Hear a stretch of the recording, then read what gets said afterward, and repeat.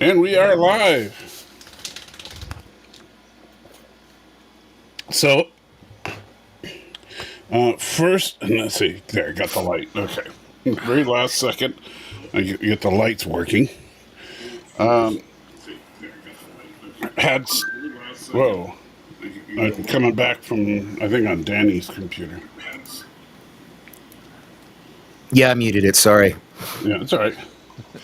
Anyway, so a couple of things here before we get started. And I want to see just the kind of live production meeting time. So, what do you guys think about doing a special edition next week so we can respond to the absolute propaganda garbage that's being put out by Trek Yards at this very moment? I have no idea what you're talking about, so you're going to have to educate me on that. Yeah. So Trek Yards right now is doing a live stream. Let me see if I'll bring it up here. What, why you got to punch up like that? Don't they have like 1 million followers? I'm exaggerating, of course. But, Because Captain Foley's a friend of mine. So okay. As long okay. Yeah, Captain Foley and I are actually friends. Okay. All right. And of course, you can't see it because I'm not.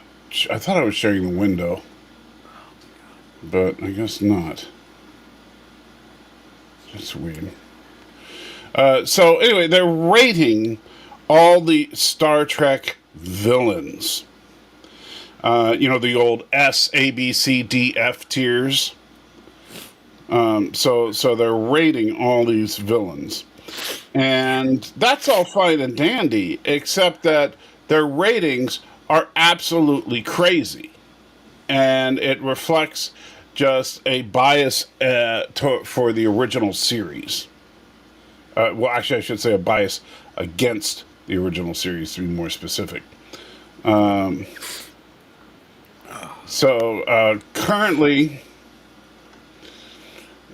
so their S tier, so this is the best of the best for Star Trek villains, is the Borg Queen, the female changeling, Gul Dukat, and Lore. And that's it. Those are the best of the best. The A tier, so the excellent, really, really good villains. Anorax, who has the time ship from Voyager, from Year of Hell. General Chang, okay. No, hold up. No. Chang before Khan, really? Yeah. We're getting there. Dahlem, who is the reptilian from Enterprise. And Khan. So Khan is A tier. So at least you got, but Khan absolutely should have been S tier. I mean, there's, I don't think you can argue anything other than S tier for Khan. Yeah. But get this, and these are both A tier. I'm still in A tier. Emperor Georgiou from Discovery, and Badgie. Badgie? Yeah. I am not kidding. Badgie from Lower Decks is A tier. Oh my god. So B tier, so these are still really, really good, is Armus. You remember the oil slick that killed Tasha Yar? Armus. They put a B tier. Armus should be down in F tier. He is crap. He's one of the dumbest villains in all of Trek. It's like the Kathy Griffin of villains with Star Trek. Come on. The clown from Voyager. You remember Harry Kim's Nightmare Clown? Yeah, B tier.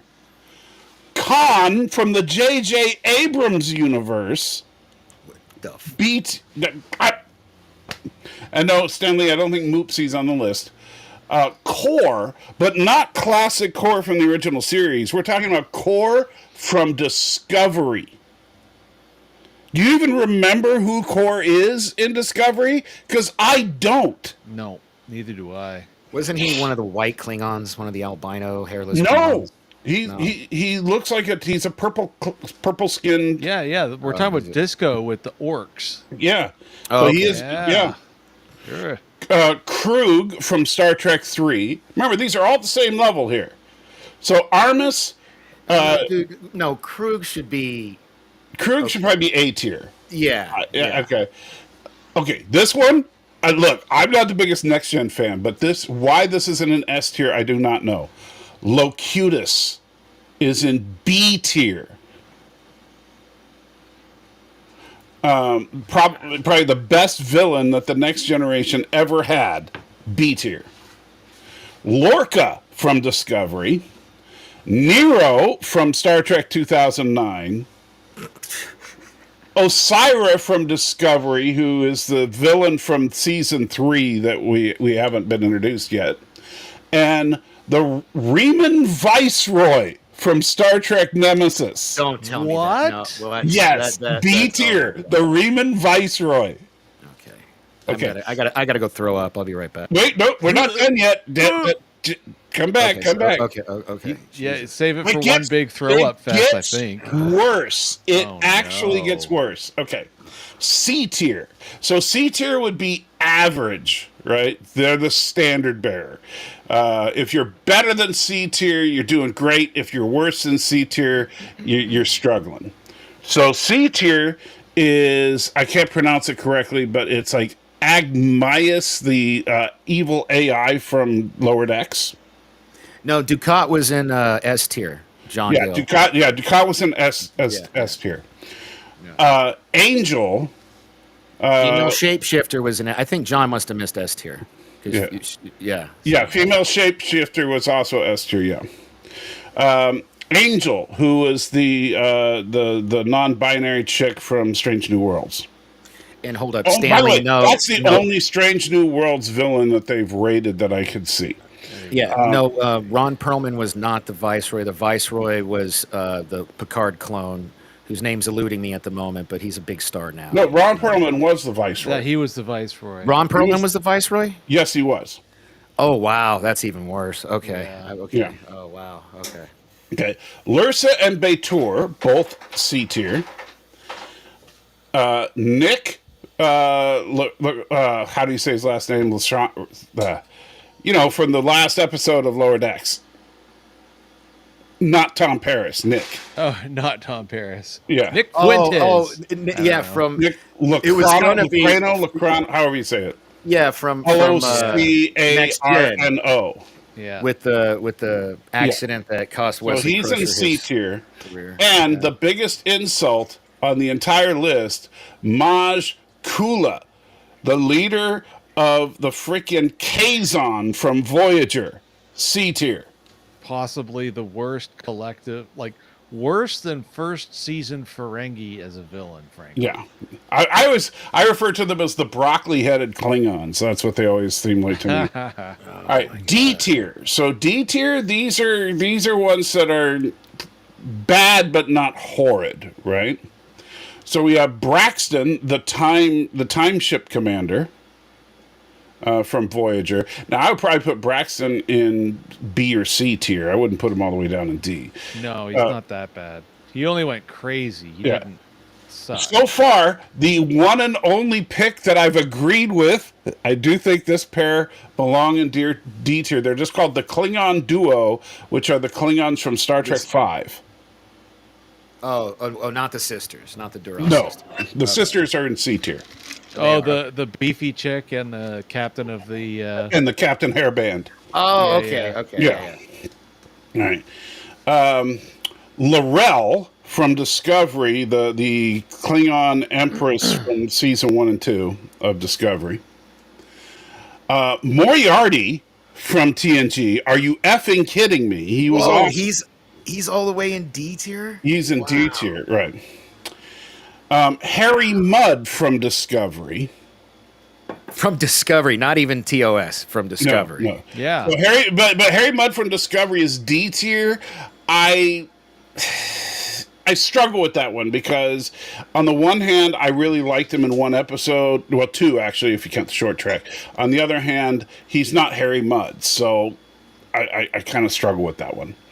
And finally, okay, I agree with two of them now. This one I think is probably a good pick for D tier as well. Peanut Hamper. Oh my God! All right. Seriously, the little All right. the droid from Lower Decks. Yes. Then we have F tier. These are the crappiest villains in all of Trek. Are you ready for this? According to According to Trek Yards, Damon Bach from The Next Generation. Now, I will grant you, Damon Bach sucked. So he might not be an F to me, but he's no better than a D. He's pretty bad. And then I hope that you're sitting down. The Gorn Captain, Kang, Kor, and Harry Mudd from the original series. All in F tier. Jesus. Yeah. Wow. It's like How old is this? How old is your friend at Trek Yards? Is he like Foley? my age? he'd be similar to our age. Yeah. In late 40s, Maybe a little early bit 50s. older. Might So be you- in but his he- early 50s. Yeah. Oh, well then I don't know because it'd make more sense if he was closer to my age. With that kind of weird bias against TOS. Yeah, so I challenged them. I actually sent them a super check to get their attention, and I challenged them on all this, and said, Khan not in S tier. You effing kidding me? You put the Borg Queen ahead of Khan. You put oh my god! They just added another one to S tier. Who? What? Oh! I'm gonna have a heart attack right now on our. Are you watching their stream while we're live? I just refreshed the screen. I'm not watching the stream. I just okay. I wish I was spit it out. Seska What? The fuck? Okay. in S tier. No. So Seska better than Khan, better than Locutus. Seska. Oh, and they added Sela. They did add Sela to A tier. That's probably a good spot for her. I'll give them that. So no Q? Q's not anywhere on this list. Not so far, no. This is just craziness. It's insanity. Well, Their hey, since list- we're not talking about what we're supposed to be talking about. I know we'll get to it in just a minute. You want to hear something funny? Since you derailed us, I'll derail us too. I What? finally watched all of season 5 of Cobra Kai last night. I didn't mean to. I just ended up binging it because it was so good. Yeah. Have you seen it? I have not, but honestly, the show doesn't hook me because I didn't really care about seeing the Karate Kid universe revisited. I'm sure it's okay. good. Don't get me wrong. Well, I'm not of a knocking certain age where Karate Right. Kid. Karate is Kid very- didn't yeah. resonate with me, as Okay. as people would say. That's also what led me down the Blue Beetle rabbit hole that had me crying earlier. Yeah. Off camera. And Thomas, I think you are 100% right. I think Foley's been drinking a lot of Royal Crown today. That is his drink of choice. And so I'm thinking, if you guys are okay with this, next week to give you, because as a holiday gift to you from me. Oh my God! If you give us a break from Discovery, I will literally do anything else. Well, next week we'll take a 1 week break from Discovery. Oh, thank you, Jesus! And we will do every villain that they rate, we will rate. I'm so happy. Oh, Me too, so because happy. if you guys go to supportsalty.com, I don't know if he's uploaded it yet, but the stream we did the Yes. other day It's is just. If you want to see, I didn't do the one that we two- recorded just yesterday. Yeah, I'm talking about that one. But if you want to see two grown men be like in just They were just begging me to not make them watch anymore. no, I swear, Jason said don't pause it 20 times. Yeah. He's like, don't pause it, don't pause Yeah, it's our new version of "Don't wait for the translation." it. Don't wait for the translation. Answer me now. So what do you guys think? We could do and what we would have to do is the three of us would, we would each vote on a tier, and it would average out, but we would always round down. That way, the only way something gets to S tier is if all three of us agree it's S tier. Okay. I'm down, man. So instead of subjecting us to Discovery, we'll have a production meeting about the voting and stuff. Is that what you're saying? Well, we're going to do exactly what Trek Yards is doing right now, and we'll rate them live on. Oh, you want to do it live? Yes. Okay. All right. Well, that's the whole point, is the discussion about them, because the ones we disagree on will have some good fireworks.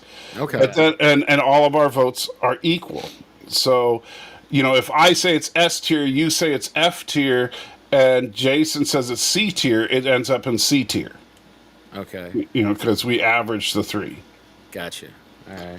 And anything way, to get out of watching Discovery. but that way that nobody's playing dictator or nobody has veto power.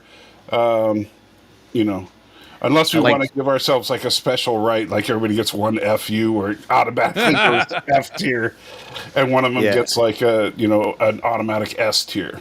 Look at that! Look at that! Yeah, I love it. Michael Burnham should be included. Oh, she's absolutely a villain. You actually could, based on their criteria that they've been saying, Michael Burnham would qualify as a villain on this list. Because they're talking about basically the disobeying orders raises you in the tier, being a genocidal maniac raises you in the tier, and all that. Alex, how dare you? She has no so I think Burnham would probably be at least a C tier, maybe a B tier. Oh yeah. On their scale. Yeah. On our scale, we're doing it on quality. Yeah. Because did Philippa make the list at all?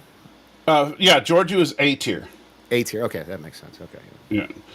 Which she is literally the only part of Discovery that doesn't make me vomit, and she's not going to be on the show much longer. Tier, and she's I get it. Yeah. I mean, she's barely. I mean, she's a villain in part of season 2, and that's it.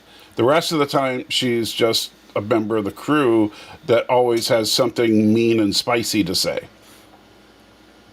And yeah, she's like has color awesome fight commentary. scenes. Oh, yeah, but she's like color commentary. Yeah, I'm not saying I don't hate her. I don't. She's not my favorite, but I don't hate her. But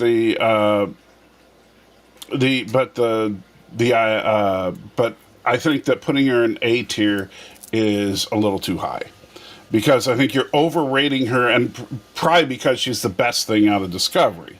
Right. I mean, that does kind of. If you're the shiniest turd in a lake of turds, you look great. Right. Yeah. But you take that shiny turd and you put it in a lake of diamonds, and it's still a turd. How Khan is not an S tier blows my mind. But yeah, I mean, that blows my mind. Well, yeah. So Seska is officially a better villain than Khan, according to them, not according to us. Yeah, right. Right. Of course, Badgie is just as good as Khan, according to them. So, go figure that out. Wow. Yeah, there's some sacrilege going on that. Yeah. Yeah. So, did you already say? I think you said it backstage. Did you explain to the fine folks at home, because of your technical difficulties, that's why we didn't have our normal? Yeah, well, I didn't get into the details of it, but I had technical difficulties, so we started late and we didn't have an intro music. Dude, he literally texted me and Jason like an hour, maybe less than an hour before the show, showing this progress bar. He's like, it's been at 20 minutes. And I'm like, oh, shit. Yeah, it's like total oh no's. I was seriously wondering if I was going to make it, because that stupid Windows update came in at the end of all this crap. Well, mine tried to do it. I put a 4-hour delay on it, because Well, Windows. Yeah, but Windows has this, and since I'm running so many different things at once, Windows always cripples everything in your computer if you don't. Speak for yourself, brother. I might have built this thing 3 years ago, but it's a goddamn beast. Oh, sorry, didn't mean to say GD, Mom. It's a gosh darn beast. It's a beast. Well, my computer is a beast. I mean, Jason knows all the specs on my computer. I have 128 gigabytes of RAM. Yeah. Oh, that's pointless. That's just pointless. You know that, right? No, it's not. You don't need more than 64. That's pointless. When you're doing lots and lots of video editing, the more the RAM, the better. All right. I mean, I literally have Photoshop open right now, Adobe Premiere Pro open right now. God knows how many tabs, couple Windows Explorers, Discord, and I have no lag, no nothing. I'm good. Right. I'm not trying to compare dick sizes here or anything. Obviously you are, but you know what? If we were, I would still win. Fair enough. It's just because you're taller. You know, you had a genetic No, advantage. I'm talking about computers. But Stan wants to know if you are editing in full 4K. I do not, by the way. So maybe that's got. I something to do with it. occasionally, depending on the material I'm working with, because I like whenever I can to edit in a higher resolution than I'm going to output it at. I never put out more than 1080p, but if you edit in 4K and you output in 1080p, it looks better than if you edit in 1080p and output in 1080p. Hey, can I want to share something with you that LDG helped me make, and I have a question. Was it an AI picture or something? No. Okay, Well, it's a really LDG was involved. I figure AI had to be it's a involved. really short clip. Okay, it's really Mm-hmm. short. It's from it was an audio only podcast that I was on the Salty Nerd with over 3 years ago, Okay. and it made me chuckle, and I was just shooting a shit in the underground with LDG, and I was like, "Wouldn't this be funny?" And he's like, "Hold my beer, bro," and then so here we go. Can you hear it? After watching Rogue One, could you hear that? Nope. Yeah. You could? Yeah. Jason could. Okay. All right, Yeah. here we go. After watching Rogue One, Oh, you okay. get so much more now why Vader is so pissed at the beginning of A New Hope. Yeah. And why he's talking to Leia like he knows that bitch is lying to him. He's like, bitch, I just killed like 20 of your people. I just watched you fly away. One of your ships I know you have these plans. One of your ships just ran into my ship. Yeah. It's like, That's so like, true. I mean, it just makes it so much better. You are part of the Rebel Alliance and a traitor. Take it away. Take her away. Anyway, I got a kick out of that. I thought that was Yeah. pretty funny. But I don't want to post it yet. Well, so the question I had is, you know how like when people do the shorts, they have the text overlay of what's being said at the same time? Mm-hmm. I don't know how to do that yet. I'm sure I could probably Google it or YouTube it, but you know, if you wanted to tell me sometime, that'd be cool. One, and two, I'd want to get permission from Alex because technically it's his content. You know what I mean? Right? Should like that would be the Well, kosher he's thing on to do. his show that you cut that from. Yeah, that was an appearance on their show from a little over 3 years ago. Yeah. Yeah, and that's exactly the kind of thing that I was thinking I'd like to do with some of the Star Trek stuff. Is when we talk about the stupid things and stuff, and then cut together the scenes that we're talking about. What? Yes, You know, it's so funny how much more I got along with those dudes like 2-3 years ago. I don't know, like I my drinking must have fucked all that or messed all that up because you could hear how much fun we were having in that discussion. Right. You know. way to put a downer on everything. Gee. Sorry. Yeah, you know, I was drinking, and now. Well, hey man, hey, everybody likes a comeback story. I'm on the Yeah, upswing. well, I'm- recognizing the issue is the first step. yeah. Um, I'm on and the uptick. Stanley, it's a very popular thing to do on TikTok, but I don't think TikTok does it for you. It might, but I don't think it does. However, Even if I it know that- does, it's pretty clunky sometimes, let me tell right? you. But it's I just know better every short they put out, it's got that Yeah. text thing. on so, in both. yeah. I know there is a functionality for it in Premiere, and it exists in DaVinci Resolve as well, where it can automatically detect what's said, and then you can just convert it into a subtitle, and change the format and put it wherever you want. That being said, you know, unless the automated system works really well, it's not really worth. Jesus, Stan Lee. Don't say stuff like that. Although, if you go to supportsalty.com, whenever he puts up the video from the other day, I was so, I don't know what the word is. Jason can probably help me out. But by the end of that video, I was like, Michael, if you keep making me watch Discovery, I will start drinking again. You remember that? I was like, I was just so. I don't know, desperation, despondency, Yeah. loss of will to live. Yes, despondent. That was the I'm word. giving you guys a 1 week break, okay? Merry frickin' Christmas. Thank you. Thank you. Happy Hanukkah. Preview for my commentary for tomorrow night. I honestly cannot think of a more offensive show to watch. I really, really, really can't. Yeah. Oh my God, John. Look at this. Oh,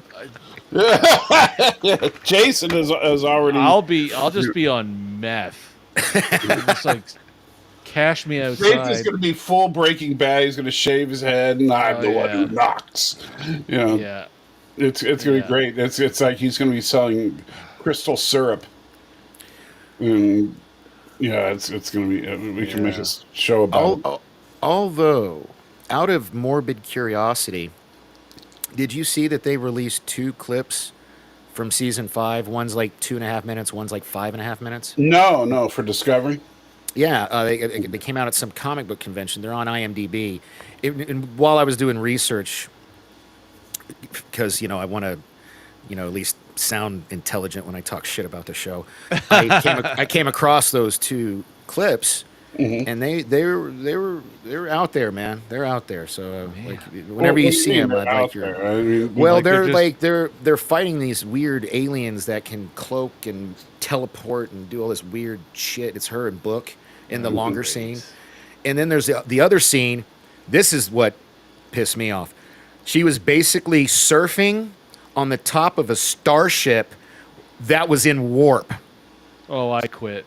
Yeah, that was the shorter scene. That one broke me. I was like, dude, she should be dead. There's no effing way. Like no way. She just magnetizes her boots and just hangs 10 while the thing's doing warp. It was nuts.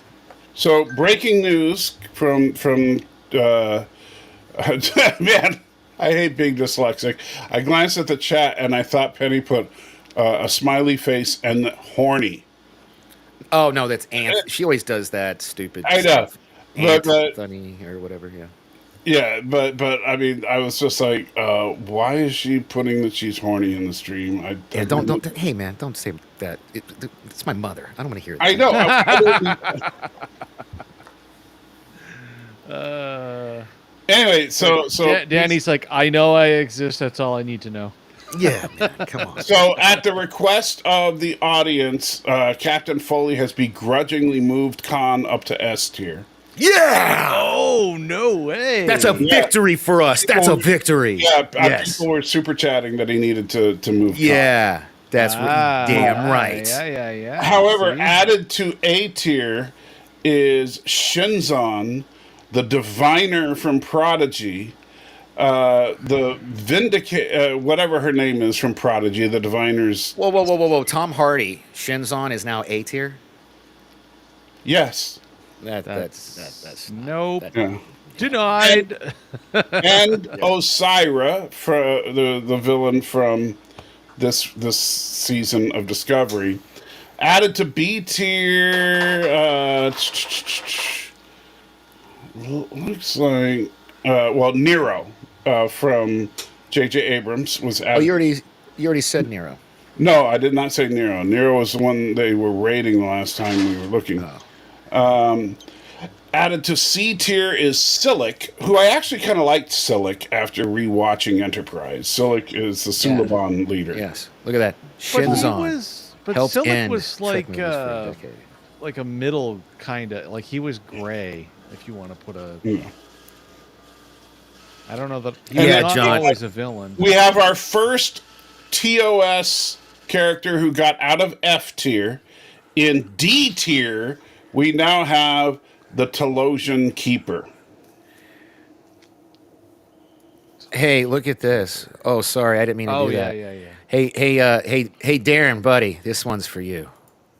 Maybe next time don't lead with teleportation. It's a theory. Yeah, well, and so is the flat Earth. Boom. I've been waiting to do that since you showed it to me. Oh my God. Preemptive strike. Oh, dear. All right, so, and then they added to Prill, who is T'Pring's mother from Strange New Worlds, to D tier. Dear sweet baby Jesus, it's 3:33 and we are still not talking about Monarchy. Yeah, We're killing it. We got let's 2 start episodes. talking about a good To show. F tier, they added Cybok.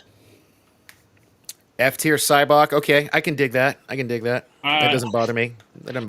Cybok was the best thing about that movie, but yeah, it was pretty bad. Yeah, but he's not like a great villain. In fact, aren't we supposed to be getting Cybok back in Strange New Worlds? They was teased that? them in season 1, but we haven't seen anything You of them haven't in season. okay. Yeah, Yeah. so maybe not. Okay.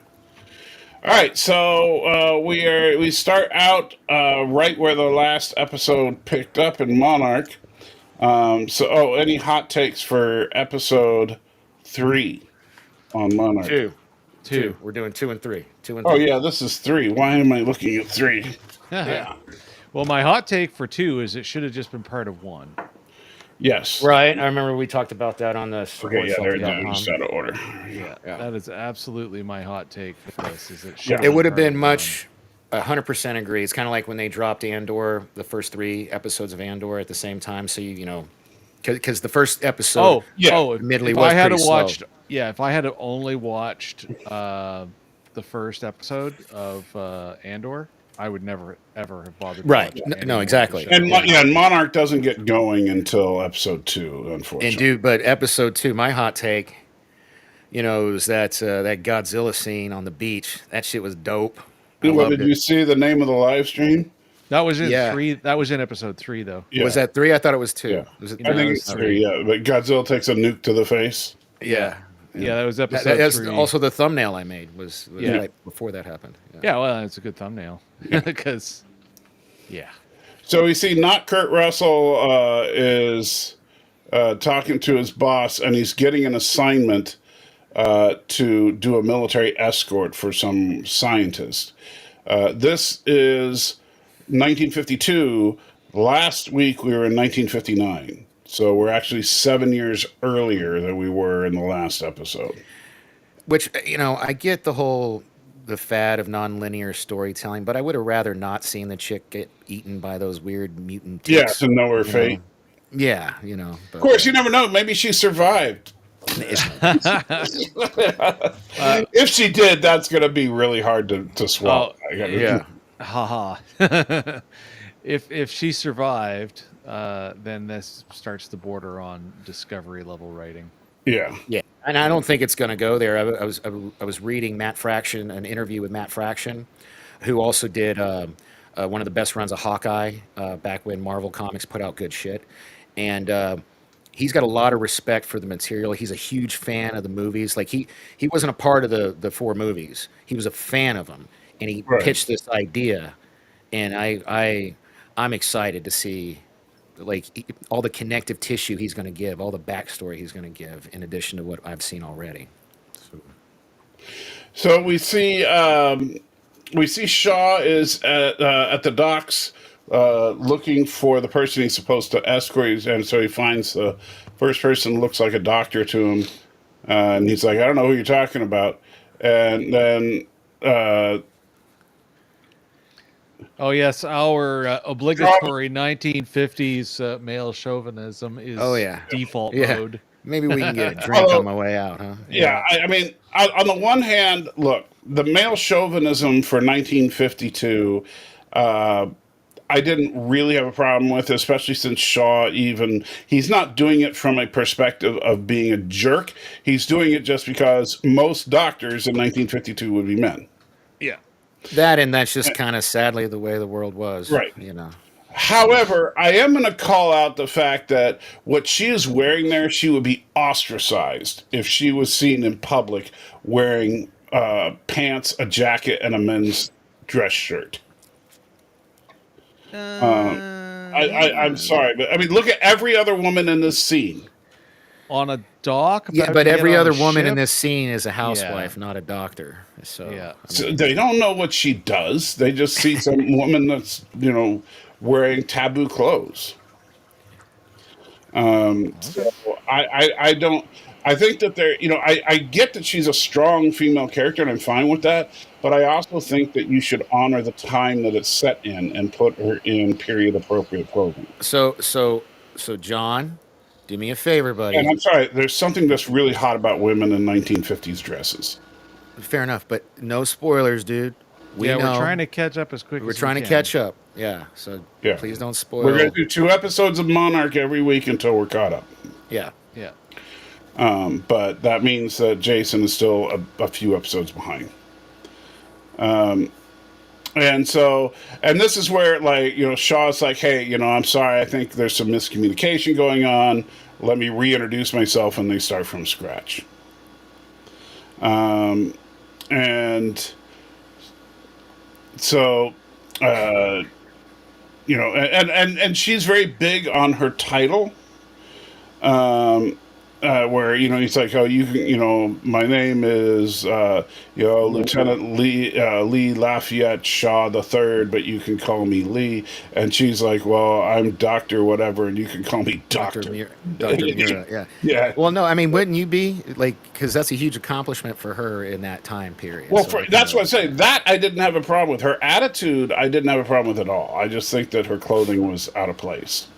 Now, once they actually get in the bush, like starting here, absolutely, she could be wearing fatigues or whatever is as appropriate for the environment. But on the dock, she shouldn't have. But she hasn't changed her clothes at all. She's still wearing the same thing.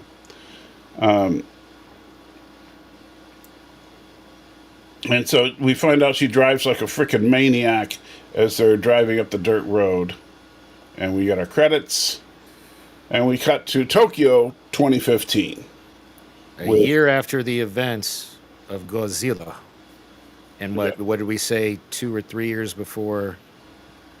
Godzilla was in Skull 2014. King of the Monsters is in 2018. Okay, yeah. Yeah, so it's 1 year after G Day, as they call it, but 3 years before Ghidorah. Okay. And so we see some nice shots of Tokyo. He's looking in his dad's office, trying to figure out what the heck was with this dude. Well, in the effort to derail us, Yuckster, I actually kind of agree with that. Wei-Yun should be on the list. Oh man, Wei-Yun. If Wei-Yun's not on that list, we're adding him. Yeah, oh yeah. Yeah. Yeah, so far they have not put weight. Let me see if they've added anything important to the list here. No, it looks like they've finished up their live stream. So let me go towards the very end. All right. How do you forget Wei-Yun?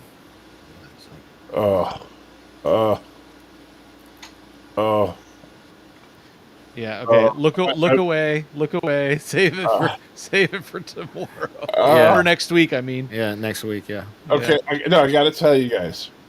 S tier. Kai Wynn. Oh God. S tier. No. Yeah. A tier. They've added Takuvma. You remember? Klingon knock.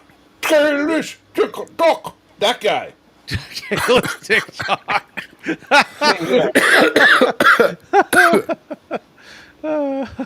And Voss. KLS TikTok. Yeah. There we go. Kalish TikTok. Internet. They on B tier they've added Soren from Generations and Vatic from Picard season 3. The meth head shapeshifter. That we never ever found out why. Yeah. What? Oh my God! It's over. It is freaking over. No Wei-Yun. No Wei-Yun's there. Oh, what? Uh-oh. D tier. It's D as in dog tier. Oh, it's on like Donkey Kong. That's crazy. Yeah, yeah, we're so doing that one of the next week. All right. Oh, All man. right. Let's. Anyways, previously on Monarch. Yes. So. Sure. All right. So, man, that hurt. Anyway, so yeah, he sees Shaw's old file. Dear Leland Shaw, I'm delighted to officially welcome you to the assisted living community at Fustaba Resting Home Social Corporation. We are regarded retirement community in the Tokyo area. Is established in 1974. We are a community unlike any other in the Tokyo area. We offer many advantages of an assisted living, such as location. Futaba looks over Mount Fuji outside the city center, making it a beautiful, serene location. Assisted living and enhanced living options for residents center. So, nothing really good there. But Except that means he was admitted there in '74 and doesn't leave no, until no, 2015. the assisted living community was founded in 74. Oh, founded in '74. Okay. Yeah. Meanwhile, they're looking for their radiation and stuff. And they find this guy. Who Randa. doesn't look anything like John Goodman. And despite his crack naval training, is nowhere near as good as an Army lieutenant. As far as he fails his perception check, and Shaw rolls a natural 20 on his stealth. Because that was just bad right there. I mean, Yeah. But we find out that he is out there in the same jungle looking for something, and so they decide reluctantly to work together. Meanwhile, back in 2015, we see more Tokyo stuff. As she's getting ready to leave town, she's talking to her mom about it, checking the trains and all that. But then she gets intercepted by Danny. I knew you were going to say that after the comment you made on the live stream. You can't pull that one as well today because Danny actually shaved. Yeah, if you were wearing a brown jacket, that would be so perfect. So Danny's like, hey man, you ever hear of Nerdfights? And she's like, go away.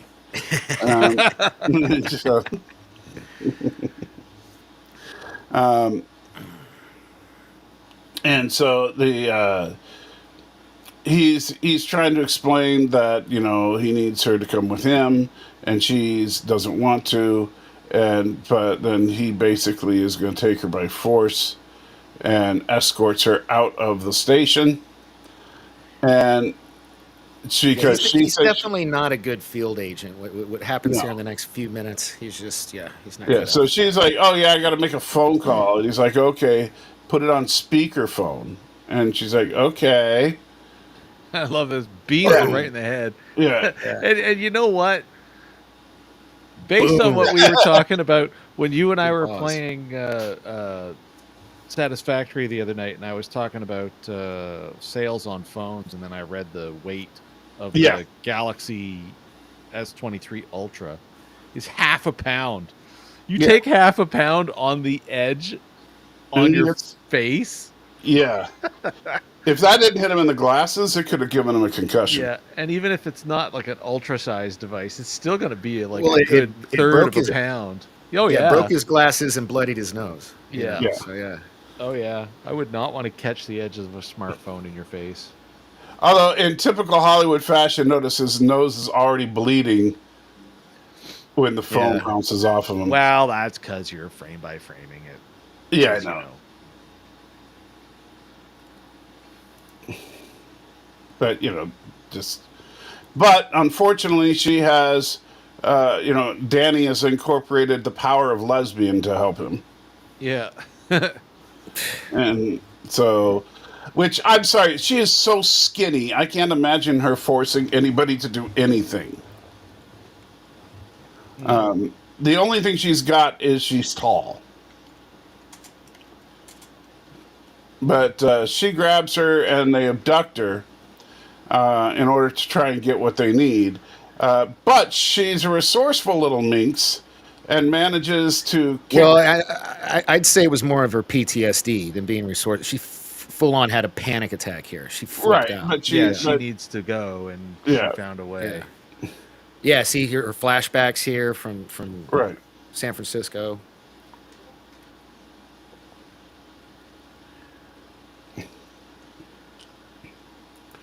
But because of that, she forces the car to hit a barrier. And the car doesn't do too well. Yeah, that actress is 5'10", by the way. The lesbian. Yeah. Hey! Spoilers! Well, I mean, Jason doesn't know that yet. she's French in real life, so hey, No. she's probably very cosmopolitan. She speaks French. She doesn't wear makeup. She's a lesbian.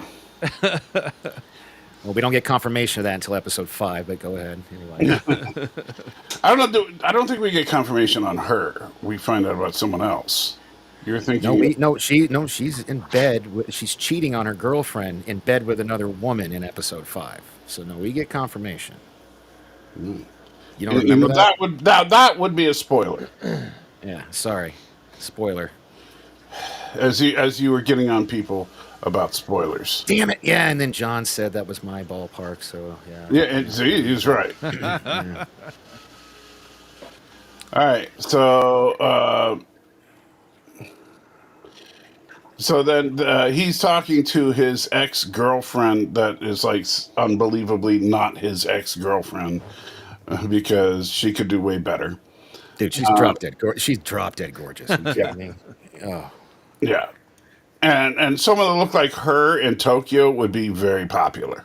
Oh yeah. oh yeah. So, not to mention she knows her way around computers, so she's got marketing skills. Stan, maybe it's episode 4. I don't know. They all blend together. So she's going through the Monarch files, even though, I mean, if you have decrypted files, why are they redacted? Dude, so heavy. Like everything on that page right there is Yeah, redacted. that Literally. all you see is the freaking Monarch logo, and everything else is redacted. That's just stupid. It's signaling to what everyone Hollywood. understands. Yeah, kinda. It's a trope. I know, but if you're gonna have, if the only reason you would redact a document is if you were sending it out for public consumption and you had classified information you needed to hide, that's what redaction is for. Yeah. So I do want to comment on John's chat here. I disagree. I actually went back because of this show and rewatched all 4 of the movies, and I thought they did a really good job of replicating from different angles the scene on the Golden Gate Bridge. That's the Golden Gate Bridge, right, in San Francisco? Yes. Yeah.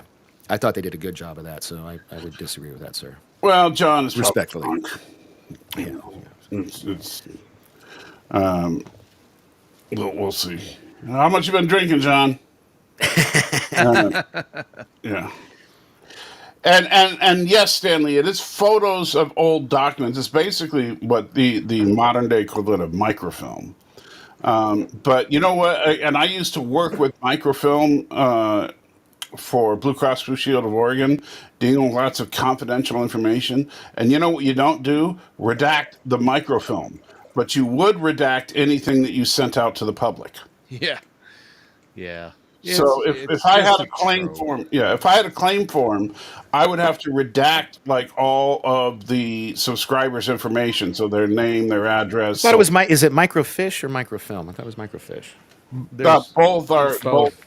They're both variants of the same thing, which is just very high resolution photography. That's all it Yeah, is. very tiny little cubes. And microfilm is literally spools of. It looks like Super 8 film, but each frame is a picture.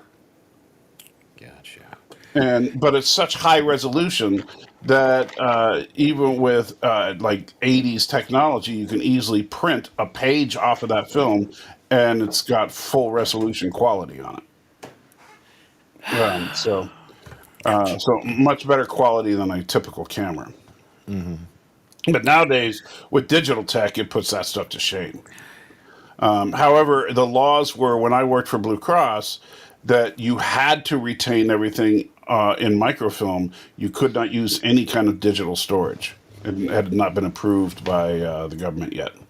And what was the deal with this? Why is it she's trying to report an attempted kidnapping, and this guy's just treating her like she was kidnapped? All of her ID is gone. Everything's gone. And the cops probably see people like this all the time. So they're just like, yeah, whatever.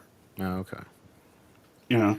I mean, he didn't hear the police report about the crazy crash that she just came from or whatever, and like I don't know. I don't. Well, but you know what? They're in freaking downtown. It would be like, look, if you worked in a police station in downtown Nashville, and some chick wearing cowboy boots came staggering in, saying that someone tried to kidnap her outside of a honky tonk, you'd be like, yeah, whatever.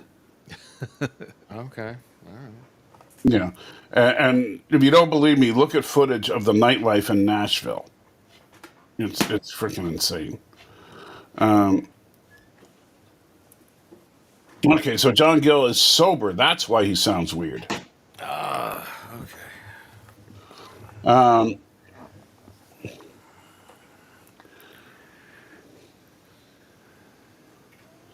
So, and then you commented on the fact that they actually do the shoe thing. Just You take know. shoes off and No, stick I your did thumb. because I do that in my. It drives people nuts. Like, well, not here, but when I had a house of my own with carpet, I made Shoes off. everybody. Yeah. You know. Yeah. And so he goes back home after not being able to figure anything out, talking to his mom. And then This was some she, nice anger yeah. therapy here. Yeah, so they just to try and resolve everything, they just start tearing up old pictures and stuff and saying "F that guy, F that guy." You know, that's basically their whole thing. Which I can't really blame them, considering they just found out that he had a secret family in the United States. You know, so I mean, it's easy to see it from the girl's perspective, but for them, it's just as bad. So, two things that have not been answered yet as of season 5 that I really need to have answered, and I'm worried they're not gonna. One is why did he have a separate secret family? And Yeah. two, how the F is Kurt Russell 90 years old and look better than William Shatner? You know, they need to Right. answer these two things, and I'm afraid they're not gonna. They're just I'm gonna. less concerned about Kurt Russell's age. They did that just because, the reason they did that is because Godzilla always originates in the 1950s. Yeah. It would have been probably a little more appropriate to have the flashbacks happen during the Vietnam War, but that would not be accurate to the existing Godzilla lore. Right. That happened. Kong Skull Island was right after Vietnam. Like Right. literally, like yeah. So But that would be a better, like it would actually have been, it would have really worked if they had pulled it off. Would be if Wyatt was like a survivor of the Skull Island massacre. Like he was like you could do a show where he was on one of those helicopters, but he was separated and never got pulled back into the group and was rescued like 2 years later or something. You could do that, but no, they didn't want to go that route. Meanwhile, back in the past, they're continuing to chase their radiation source, try and figure out what the heck is going on out in the jungle. she But basically tells him to yeah, go politely F off. yeah, she and Shaw get into it a little bit because Shaw's sitting there going, I can't maintain security if you're going to let stray dogs hang out with us, namely Randa. Yeah. And she's like, fine, you're fired then, because I don't want you anyway. Which begs the question, then who assigned him to her? She's not American. No, are we sure she's not American? Because she or did she just go to Berkeley? She wasn't like No, she went to Berkeley, but she has a Japanese accent. She lives in Japan. They call her a Japanese scientist. They do. Okay. So it's not like that in Captain America where the dude's like, "I'm from Fresno, bro." Yeah. Yeah, it's not like that. She is, from all appearances, as a Japanese citizen. Okay. So, why was Shaw assigned to her? I mean, I could see Shaw being assigned to an American scientist to protect them, but not a Japanese one. But he says, F that. All right, I'm out of here. And he takes off in the Jeep because he doesn't want anything to do with it. I just want to say thank you to the 13 people in Salty's chat. And the only reason I have Salty's link in my tweet is because he asked me to do it, and he didn't even have the courtesy to retweet it. Oh wow! Just throw shade at me after the day No, I. because I have one person in my chat, and it's probably my mother. Come on. Come on. It's terrible. But thank you guys for showing up. Don't forget to hit the... Oh, you got 13 people watching, but I got more likes than you. So, boom. Ha! Hit the like button, people. It's And we're hit the like it's button on both gamification. Yeah. Yeah, It's a if you contest. can, hit the like button in both chats because it helps the algorithms find us, and hopefully every now and then we get somebody new that comes in and enjoys hanging out with us. Oh, yeah. 'Cause if we don't grow, well, then we slowly fade away. All right, so Randa Dun, dun. and I can never remember her name, Dr. Mura. Mira. They find the Lawton, his ship, and then we go back to the future because of course we do. And so after she escaped, she went the only place she knew to go, and that's the hot hacker chick's place. And meanwhile, Danny decides to pay a visit to the dude and say, "Hey man, you ever hear about nerd fights?" And dude is like, "Yeah, I've heard of nerd fights. I was just gonna subscribe. Let me go get my computer, and I'll Sweet. subscribe to nerd fights right now." And Danny's like, "Great." And so then his mom says, "Hey, you want some tea? Sit down." And of course he takes off, and so the lesbian goes after him, but it's too late. They're Hey, look at straight that. out the window.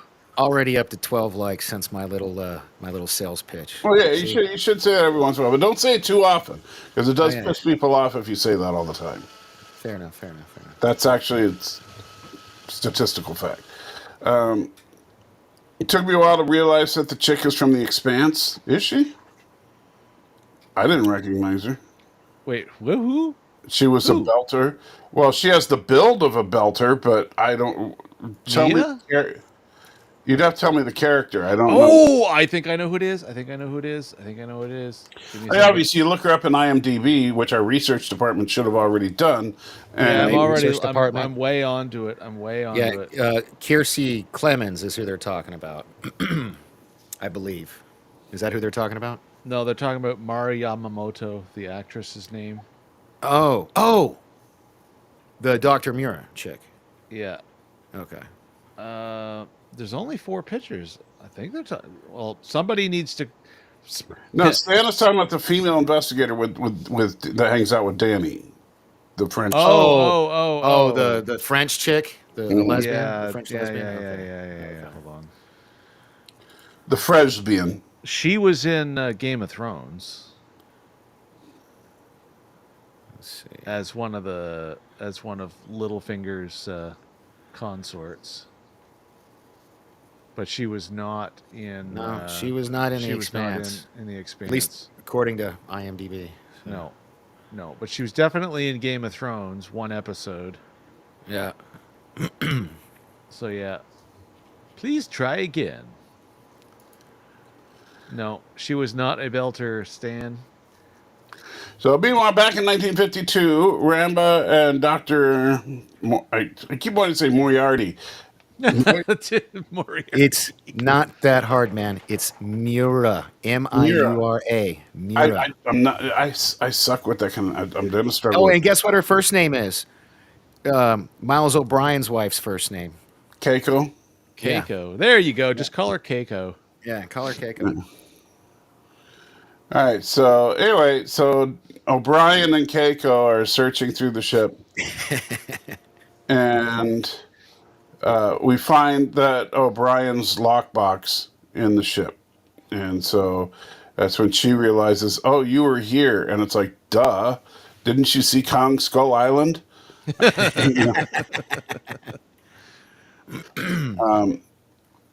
Don't you know anything? Yeah.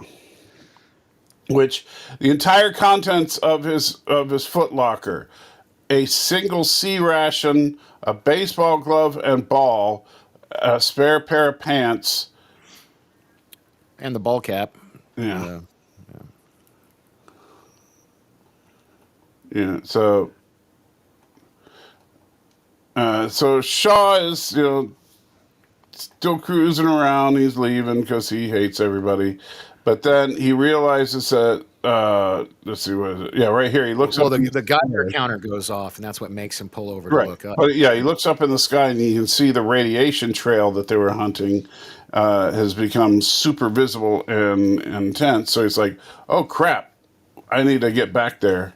And so he turns around and starts heading back. So basically, that was just an excuse to get him out of the scene so they could go into the ship and then he could come rescue her. And then he turns around and comes back. But it's not as stupid as, say, in Batman v Superman when Lois throws the spear into the water and then looks at the fight and then immediately dives in the water to go get the spear, and then gets trapped. Yeah. So at least it's not stupid. So two hot chicks are talking about San Francisco. And so, two hot chicks talking about San Francisco. Of course they're gay. Well, she's not. I mean, the hacker's not gay. Oh, she's probably bi. She seems. It's the holiday season, folks. It's the holiday season. She seems like a devoted fan of Dickens cider. Just gonna say. Not really, because she dumped the dude. Well, he ghosted her. I think the complaint was. He ghosted I'll her. bet you. Okay, I will bet you $5 right now that she's at least bi. And I'll take that bet, and I'll super chat it to you if I. And we find that out by the end of the season. All right, we got witnesses. Yes, you $5, or you super chat me $5. Put a chick in it, make her gay.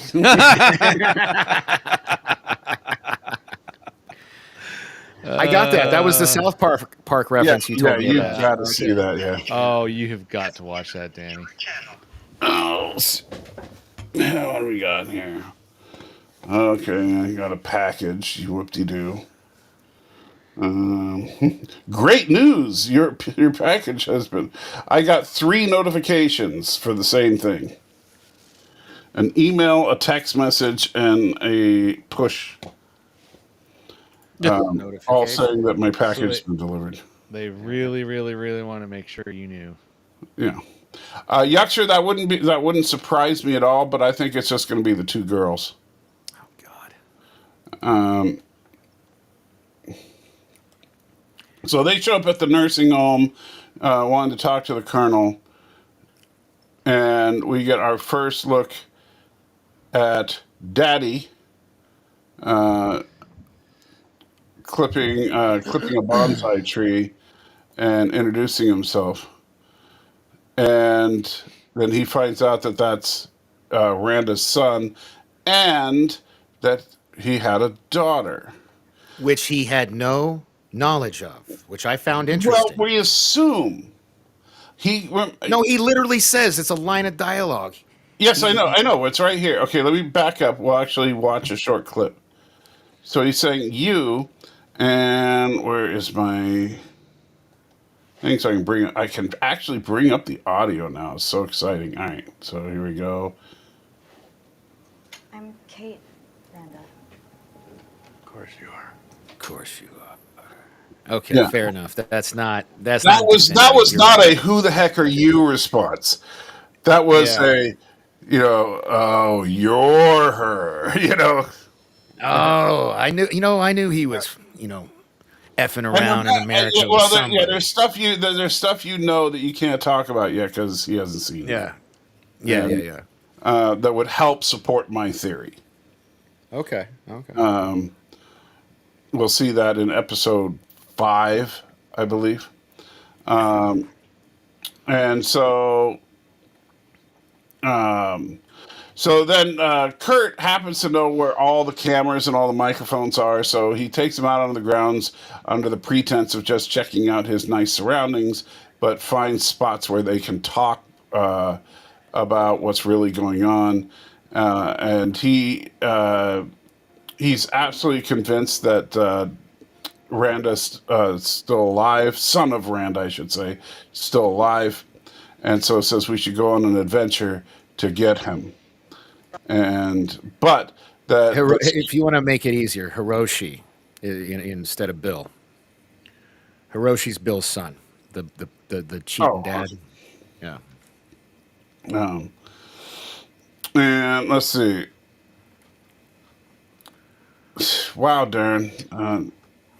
Maybe next time don't lead with teleportation. It's a theory. Yeah, well, and so is the flat Earth.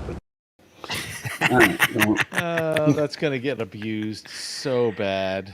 All right.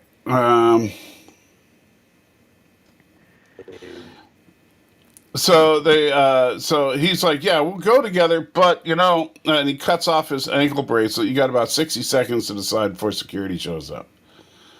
And he tosses his ankle bracelet into the water, and they're all just standing there like, we're gonna be like the Scooby-Doo kids. Wee! Ruh-roh. Yeah. All they need now is a stupid dog. And they'll have everything down. Right. So meanwhile, back in the past, they're digging around in the ship, but the ship is shaking and clanging, and there's icky goo on the walls, and everything's like going crazy, and they don't know why. But then a big beam falls on Ramda, and he's trapped, and so they're trying desperately to get out. Which honestly, I have to say, here's another classic trope. Yeah. The beam falls on someone, wood, steel, doesn't matter. And doesn't injure them in any way. No, it in no way does anything other than hinder them. Yeah, it just incapacitates somehow a beam like that, because that beam would have gone right Shouldn't it like broke his femur, like where it was placed at or something, or it should have at least bruised his duodenum. Yeah. Yeah, there's no way he should be walking out of there. TTSSYF, what's up, brother? Thanks for joining. He's from one of the wrestling things I do. So, but he does. I do like the fact that he can't just lift it off, and he has to get a lever to basically. Well, yeah, you got to do the whole fulcrum thing. Yeah, which that's actually kind of cool. Yeah, at least they didn't, all of a sudden summon the strength of. Yeah, it's that adrenaline rush, man. It's like when a mom lifts a car off her baby. And then they do a classic Prometheus run to get away from that tower at the top of the ship. Yeah, everybody always does that in everything.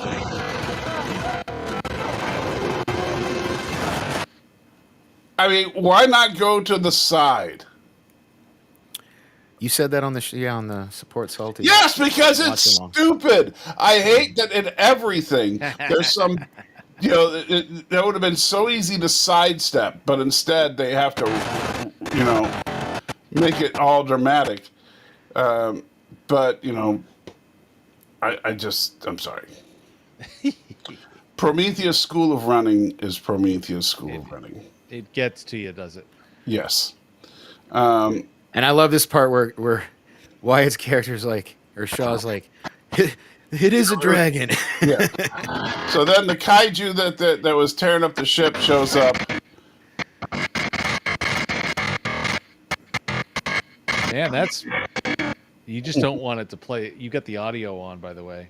Oh, is the audio still on? I mean, yeah. It sounds weird. Yeah. Terrible. All right.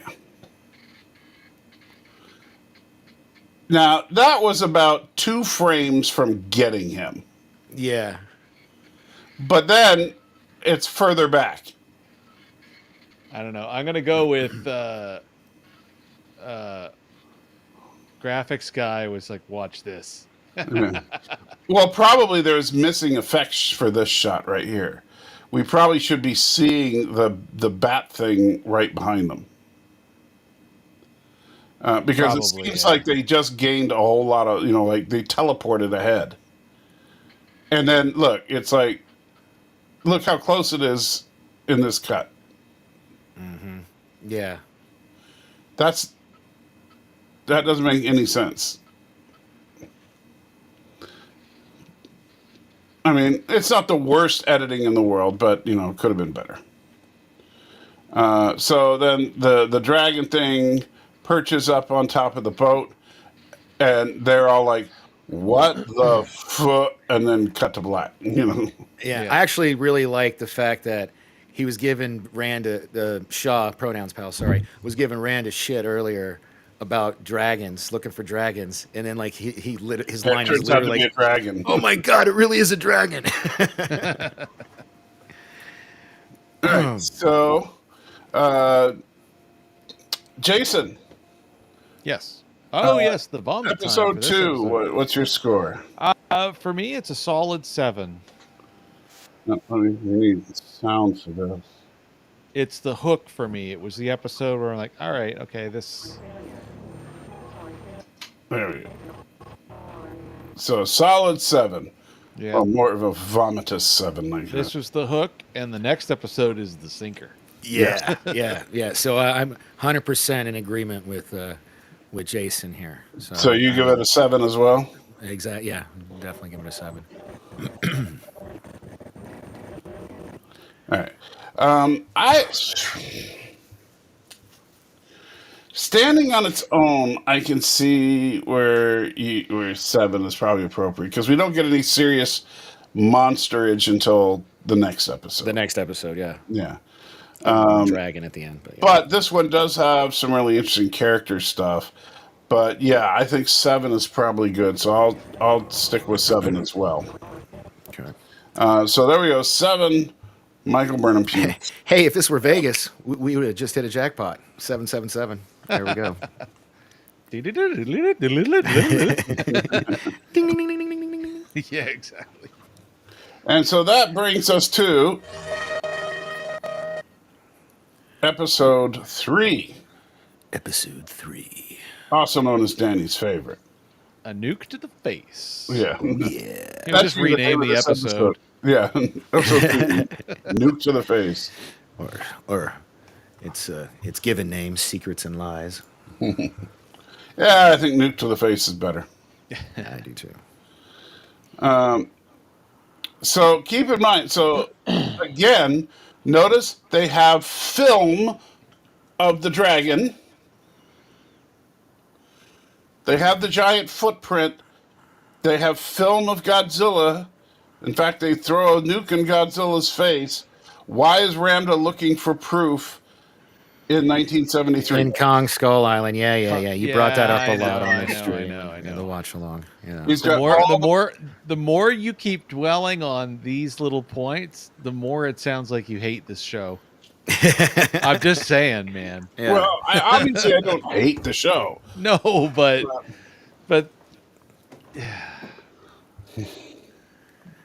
yeah. I'm just saying, I'm a nitpicker. I do like, the well overused tracking text that they have for the. This is like the most basic, somebody who has Adobe After Effects and a little too much time. This is the kind of visual they come up with. Oh, well, I mean, it's like I was saying the other week. The whole they didn't ask if they should do a thing, not Right. and And like, by I the can way, do stuff.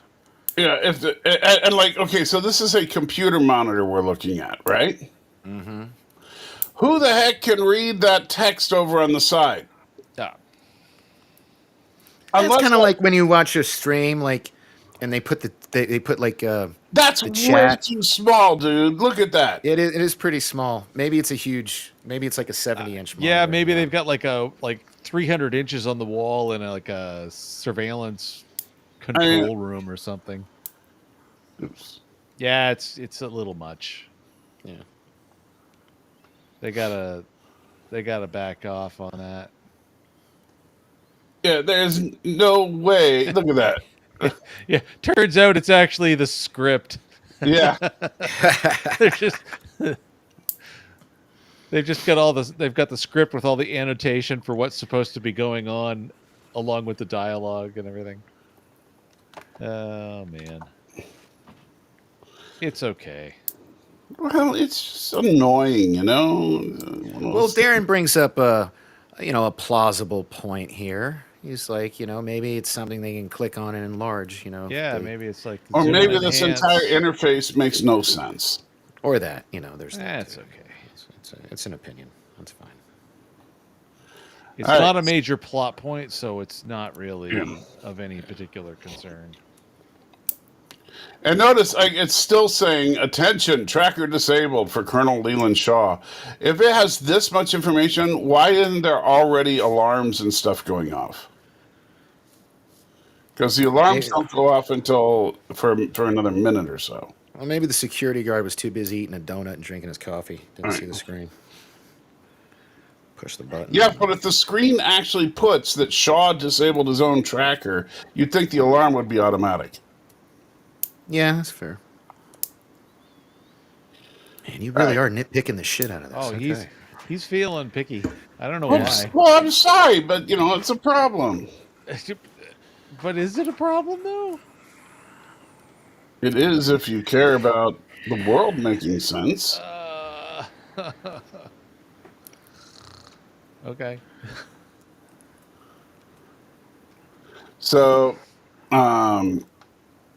so then they go to the rental car, and I do love this where he looks at Randa and says, I'll drive, and he's like, I don't think you can do that according to the rental company. He's like, yeah, you are your father's son. Yeah.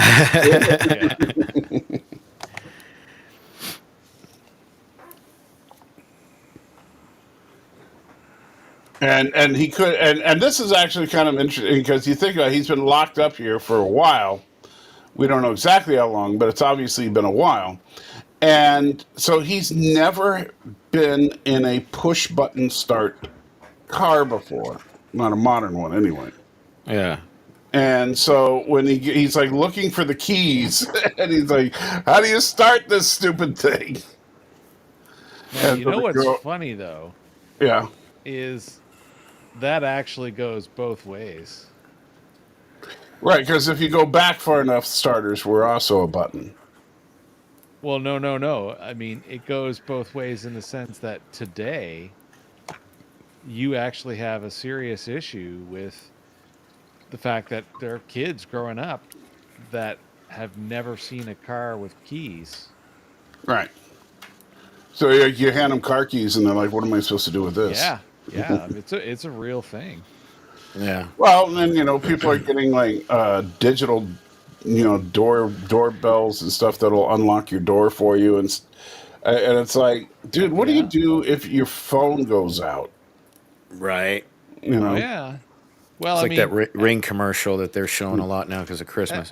as a fun side example, Matthew never had to use a traditional key that you stick in a cylinder and turn Mhm. on anything until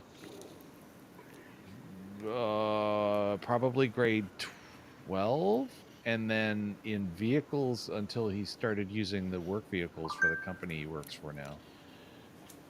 Like, Well, because that's why the garage door had an outside pad that let him in Right. when he came home from school, and But then what do you do if the power's out? garage doors got a battery backup. supposed to. I've been drinking too much soda. I'll be right back. But Right. you guys go ahead. But yeah, I mean, it's very relatable for Danny, me you to did see that it all happen. wrong. You're supposed to whip it out and pee on camera. Didn't Oh don't yeah, you? yeah. Gavin McInnes. Yeah.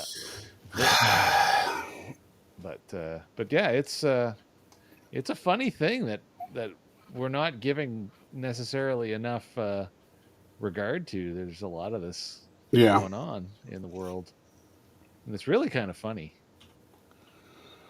So they do have a fun little car chase scene, even though how they get away makes no sense. Because they have these metal barricade that rises from the ground to prevent them from leaving the main gate. However, he then reverses the car, drives through a pagoda, turns around, and then heads across the grounds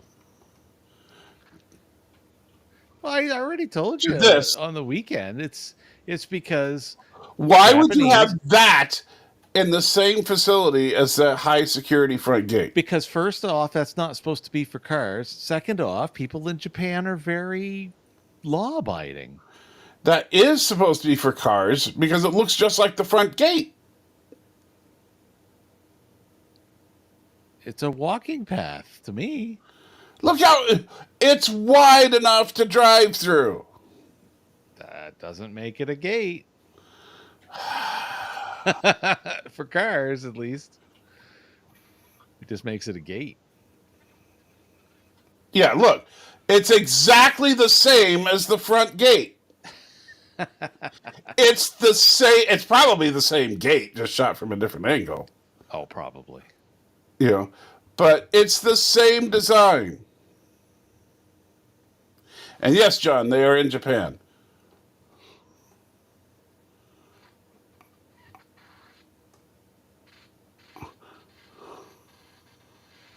Smash. See, look, the vehicle barely fits. Oh, yeah, see, look, there. Now you're just making me more right. See, it's not meant for a vehicle. There. No, because you know what you're missing? Thanks. Nope. No, you're not paying attention. What am I missing? Okay, look carefully. You see my mouse pointer? Yeah. Okay, so this and this are the edges of the gate. The whole thing swings open, which is what we see at the other end of this chase. He's still nitpicking, huh? Yeah, Look, if we go back to here, look. See how it's swung open? All right. Yeah, and then the things right. come up. Yeah. So, so while he only breaks the circular part, this whole thing is the gate. I could come up with a million other reasons. Everyone. No, you can't because Yes, you can I see can. the hinges. I could come up with other reasons. I didn't say that it wasn't a gate. I can come up with other reasons. And every one of them revolves them around are the fact that it's stupid. Japan because people abide by the law in Japan. This is a maximum security prison. It's Japan. You know It's who not. doesn't follow? You know who doesn't? You know follow what the it's law? not? You know what it's not? It's not Chi-Town. It's not Chirac. Chirac. But it is. No. Prison. But so what? He is being held. Have you seen the prisons in You know Norway? who doesn't have a big respect for the law? People who are in jail. Do you know what the prisons are like in Norway? This isn't freaking Norway. Yeah, and everywhere else except for China maybe isn't exactly, like Supermax and Yes, but you would have wholesome- some kind of security there. everybody listens to the law. Not prisoners. Look, just because you don't have this much cultural knowledge doesn't mean You don't have jack of cultural knowledge. You're just making stuff up. Okay, here comes that trend. This is like the best transition in the show right here. Or you see good old Kurt. Danny is the popcorn emoji. Yeah.